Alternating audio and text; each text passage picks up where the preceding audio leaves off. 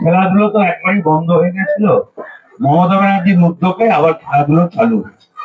এবং আমার খুব ভালো লাগে বোলপুরে, যেমন এই পাড়া থেকে 21 নম্বর ওয়ার্ডে কুন্তলা এখানকার কাউন্সিলর এবং নতুন করে খেলাটা স্টার্ট করেছে। আমার খুব ভালো লাগলো। সুদীপ্ত করেছে স্টেডিয়াম মাঠে, টাউন ক্লাব মাঠে আমি গেছিলাম, সেখানেও খেলা ভালো হয়েছে। সাঁয়ে খেলা আরম্ভ হয়েছে, সব জায়গাতেই খেলা আরম্ভ হয়েছে। এটা ধন্যবাদ জানাই। আবার খেলাধুলোতে মানুষ ফিরে এসছে এবং খেলাধুলাতে ফিরে আসাটাই উচিত মনে করি। উদ্দেশ্যে কি বার্তা দেবেন? দেখুন, খুব পুরোনো ছেলে ছিল, বহুত পুরোনো ছেলে। তখন তৃণমূল দল হয়নি, আমরা তখন কংগ্রেস। এই কারণে ও বহু পুরোনো ছেলে এবং গোটা ওয়ার্ডটা দেখভাল করতো, সুপারভাইজার ছিল, ভালো ছেলে ছিল।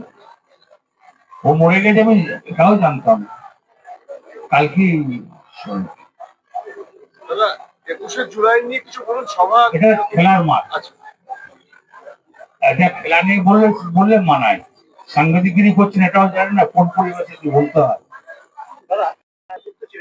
তখনকার দিনের মাঠ আর এখনকার অনেক পরিবর্তন, অনেক পরিবর্তন। ওর মাঠ কোথায় ছিল? আমরা ঝর্ণাডাঙ্গায় খেলতে যেতাম, ডাকবাংলার মাঠে খেলতে যেতাম, বিশ্বভারতীর পেছনে খেলতে যেতাম। ওর মাঠ কোথায়? ঝর্ণাডাঙ্গায় খেলতে যেতাম, বুঝলাম তো, মাঠ ছিল না।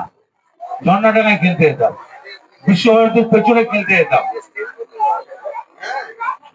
আর ডাকবাংলার মাঠে তো একটা ওয়াইটিসি খেলতো, একদিকে টাউন ক্লাব খেলতো। মাঠ কোথায়?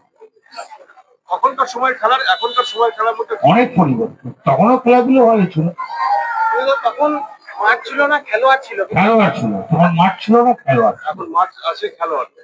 এখন যে আবার আরম্ভ হয়েছে, অন্তত বীরভূমে আবার খেলাধুলোটা জেগে উঠেছে এবং সব জায়গায় হয়েছে। কেন অভিষেক ব্যানার্জিও ভালো খেলাধুলো করে। দাদা, আপনি সোনা গাঙ্গুলি বলেছিলেন বোলপুর স্টেডিয়াম মাঠের বিষয়টাকে নিয়ে খেলার যেহেতু একটা ঠিকমতো প্রশিক্ষণ দেওয়া যায়, ও তো রাজি আছে, ও রাজি হয়েছে। স্টেডিয়াম মাঠটা একটু ঠিক করে দিক, তারপর নিশ্চয় করে ক্যাম্প করবো। দাদা, বাচ্চারা যেভাবে মোবাইল মুখী হচ্ছে তাতে করে বললাম তো, আপনাদের সামনেই তো বললাম, বাড়ির গার্জেনরা যদি মোবাইল ছাড়িয়ে মাঠে আনতে পারে ভালো।